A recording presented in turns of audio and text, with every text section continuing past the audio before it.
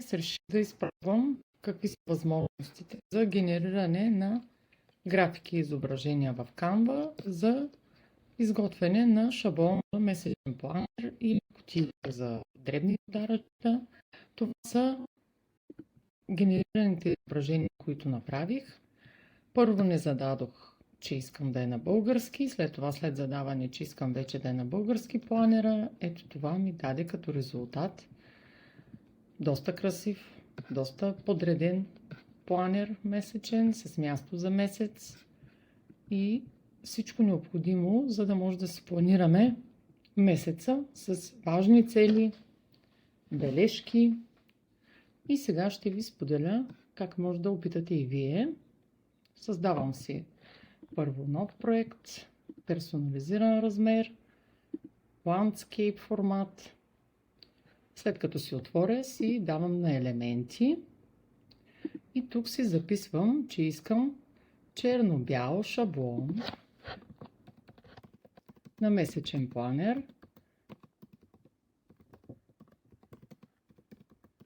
на български език и давам, че искам да ми генерира изкуствения интелект такъв месечен шаблон, месечен планер. Изчакваме нужното време. Виждате, че в момента ми генерира снимка. След това ще пробваме да ни генерира графика, за да видим какви са разликите между изгледа на шаблона, който е като снимка и като графика.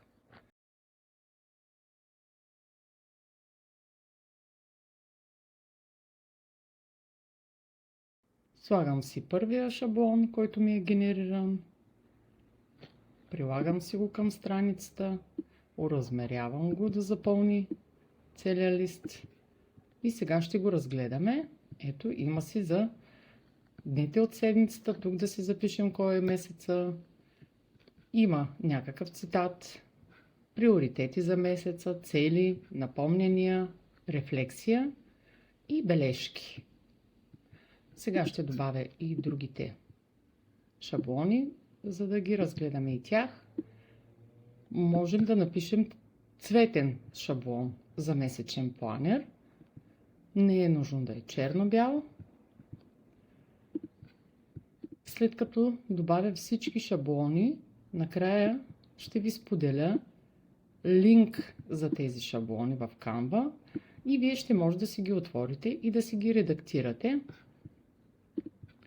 Добавям и последната страница, която ми е направило.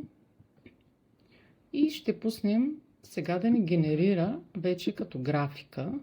Ето виждате какво ми излиза иначе, ако не е генерирано. От елементите заложени в Canva има си пак шаблони, които вие може да си ги персонализирате по ваш вкус. Сега ще видим генериране на графика. Дали ще се различава по нещо с генерирането на снимки. Добавям си го пак, оразмерявам, за да видим какви са разликите.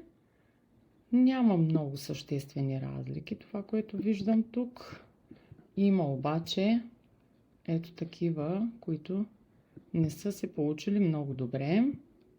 Надписите, така че просто го изтривам, за да видим следващия лист как е излязъл.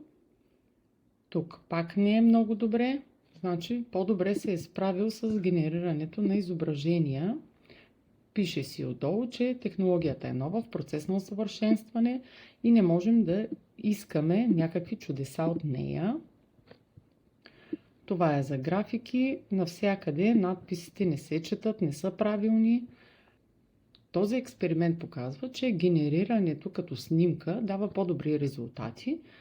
Виждаме, че тук всички надписи са си наред, няма грешки, няма замазани надписи и всичко изглежда много добре. Сега ще пробваме с черно-бял шаблон на подаръчна кутийка.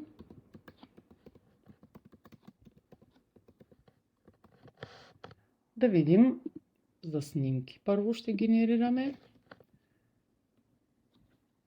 Виждам най-отдолу какви резултати ми е дало търсенето в снимки на моето описание за черно-бял шаблон на подаръчна кутийка.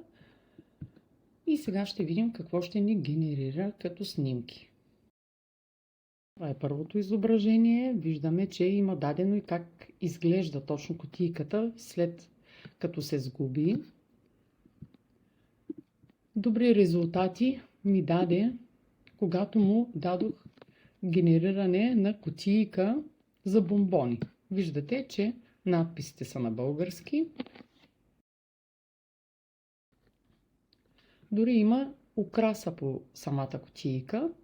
А когато дам, че искам кутийка без надписи, ми дава базова кутийка шаблон, която мога аз да си надпиша, да си декорирам допълнително както искам. Но тук на снимки не се справи много добре. Сега ще пробваме на графики. При използването на изкуствен интелект знаете, че всичко е въпрос на проби. Някой път сме доволни от резултата, понякога не сме доволни. Ето на графика се справи много по-добре. И сега мога да си приложа тази кутийка.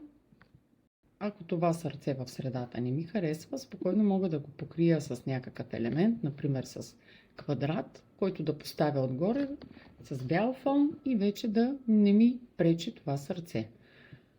Също така мога от тези кутийки да си сложа някоя, да реша, че искам тя да е декорирана в някаква определена тема или да й сложа надпис на добър час или успешна учебна година.